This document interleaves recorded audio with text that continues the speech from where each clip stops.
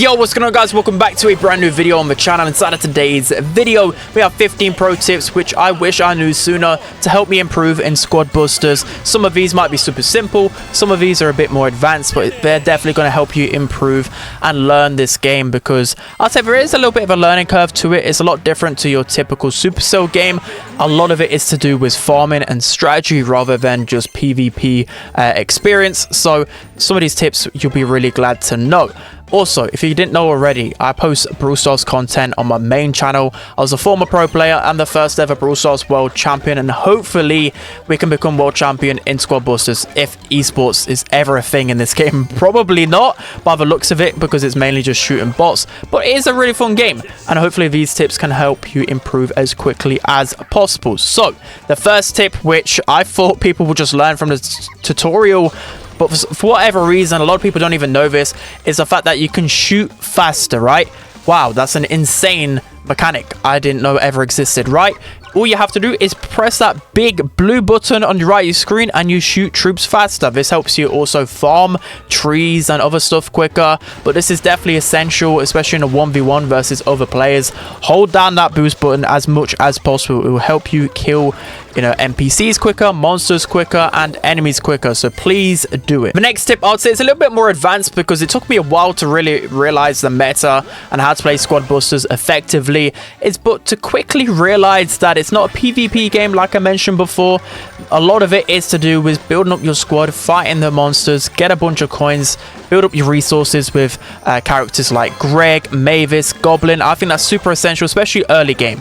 The more I started picking, you know, Goblin, Greg, is the higher the win rate I got, because I realized building up your squad early game will literally win you the games a lot of the time. So also, this is just a strategy that I use a lot of the time as well in the late game, is just pairing those builder brawler, or those farm brawlers at the same time. So, you know, having a Mavis, having a Greg. Sometimes you only need one of those, but this just pairs really well with Trader, for example. There's just a lot of synergies you really need to know, but just know that you need one of those farming characters at the beginning. The next tip also sounds super simple, but trust me, I only started using it a couple of weeks ago and it helped my win rate astronomically. Again, it looks super simple, but people just press play twice. So essentially, before you get into the game, you press play once and then you see your squad selection screen right there. It's important to know because there's a lot of really good synergies you want to get the grasps of.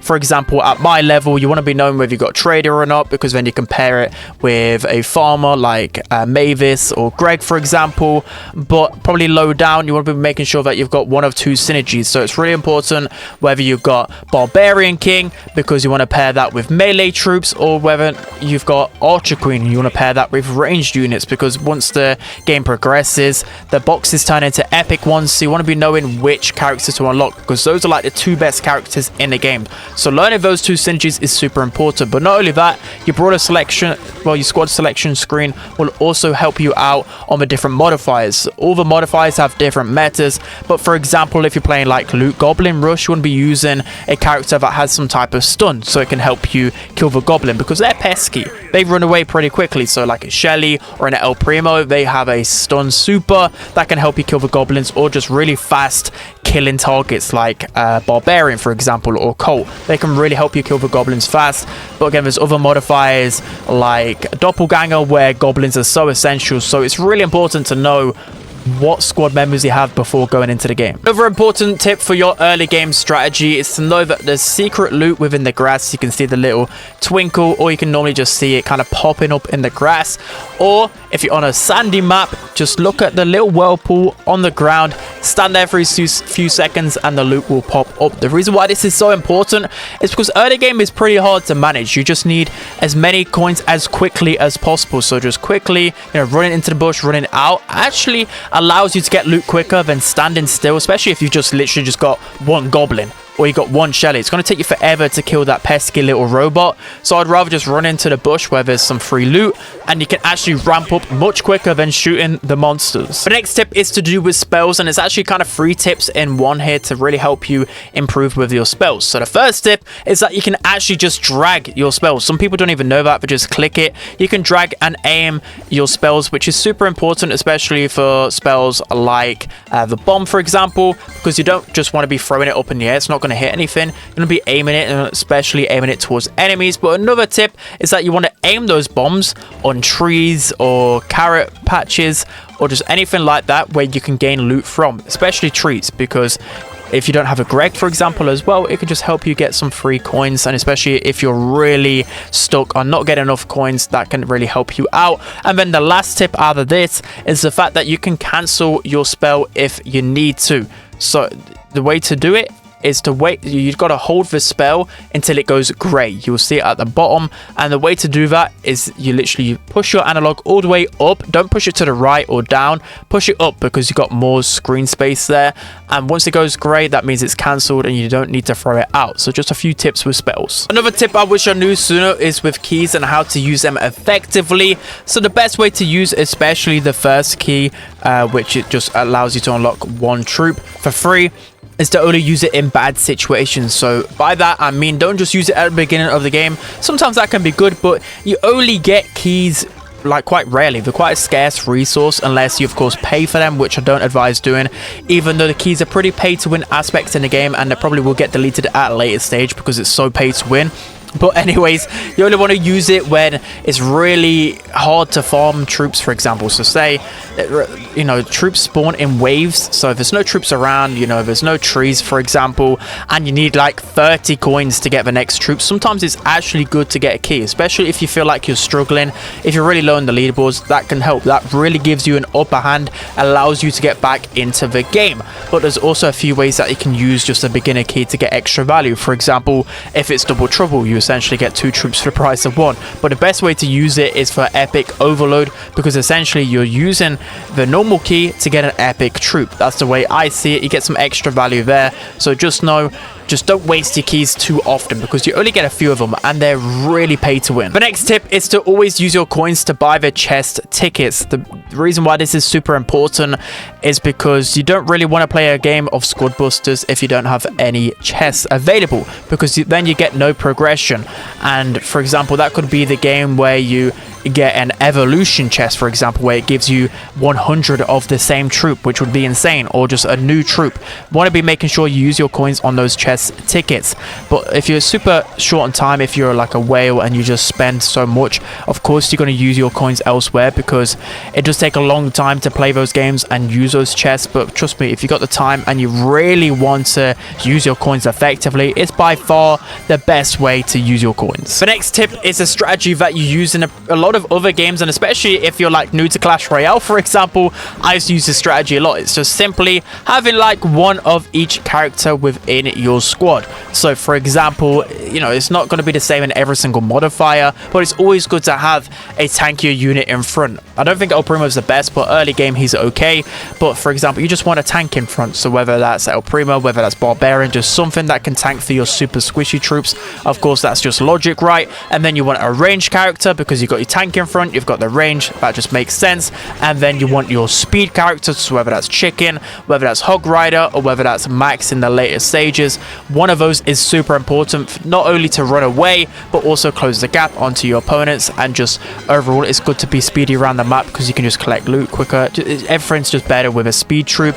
And then later game as well, making sure that you've got some type of heal squad member within your squad. So whether that's medic, whether that's Pam, whether that's battle healer, any of those will do. But having all of them combined, making sure that you're just not funnel focused into just ranged units, for example, will really help you in the later stages. The next tip is really hard to be concise because there's just so many modifiers and so many different ways the meta evolves, but it's to simply just learn the meta for each modifier. There's a few ones in particular you need to learn. For example, like I said earlier, Doppelganger, Goblins, it's essential. There's just a few strategies which are just so much better in other modifiers, but I'll be releasing a video on this pretty soon, so make sure to check that out if you haven't already. One of the best tips I can give to those new players is to focus on your early game as much as possible. So a lot of the time I actually used to look at replays and see how other squads ramped up quicker than I did. That really helps me understand how to do things super fast. The reason why this is just so important, because it's make or break a lot of the time. If you don't ramp up fast enough, you're just gonna get very behind on other squads, and it's gonna be very apparent, especially once you start getting to the middle when the gem mine opens. You can quickly see that your squad is really weak. So it's essential to be super fast. Don't really waste your time on the bigger troops if your squad isn't big enough. You know, go for the smaller troops, try and farm them quicker, and don't focus on trying to kill people early game. It's not really going to work unless you can kind of find out whether the person that's near you is a bot, because that's quite prevalent in squad busters. You'll be able to tell whether it's a bot because they just won't shoot you back properly, or they'll have like a weird name. I learned all the bot names, but you get what I mean. You don't want to be wasting time chasing opponents, making sure that you're focusing on getting that loot early game. The next tip also ties into the one previously. Is to fight as little as possible. I know that sounds pretty boring, but that's just how squad busters is at the moment. The kind of stop and shoot mechanic is a little bit hard to get to grasps with at the start, but also fighting a lot of the time can actually hurt you. For example, if you just all out going for each other in a 1v1, and even if you come out on top, of course you're going to get their gems, and if gems is the objective of the game, but sometimes, you know, a couple of troops of yours can die, and then that just leads to another squad just being able to just take over you really quickly. Even if it's just one member of your squad going down, that can hurt you in the long run. So only engage in a fight when you know you're going to win it. Or, for example, there's some other tips that I can give that in terms of like squad skimming, for example. That's a good tech that I like to use that can really help you win.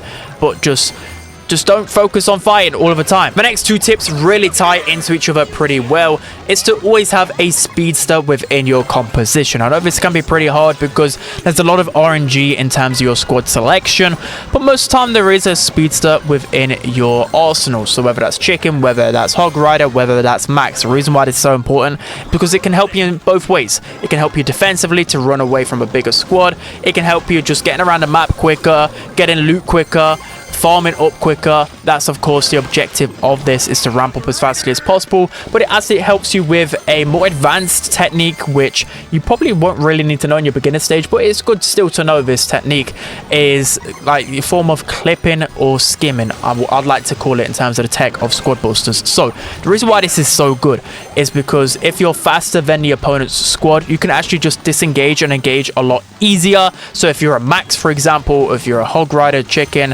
whatever, you can actually be faster than the opponent's squad. So you can stop, or you can run after them, stand still, shoot, engage a lot quicker, disengage, run away, you know, do that. And when you actually shoot the opponents, they slow down as well, making it easier for you to engage and disengage. You'll kind of learn its mechanics. If you watch a lot more of my content, you'll know what I mean when I play a lot of squad. But this ties into my next tip, is that it's not always essential to completely bust the opponent's team. And that's why clipping and skimming can be a pretty effective strategy. So again, the reason why this is just so good is a lot of times at the back of people's squads, it's always the weaker squad members. So it's your ranged units that are super squishy. So, you know, the bows, the colts, the mavis, all these squishy characters, you can easily engage and kill and take them down. So they can leak a lot of gems, and it just makes the opponent's squads a lot weaker. So again, you don't have to bust them.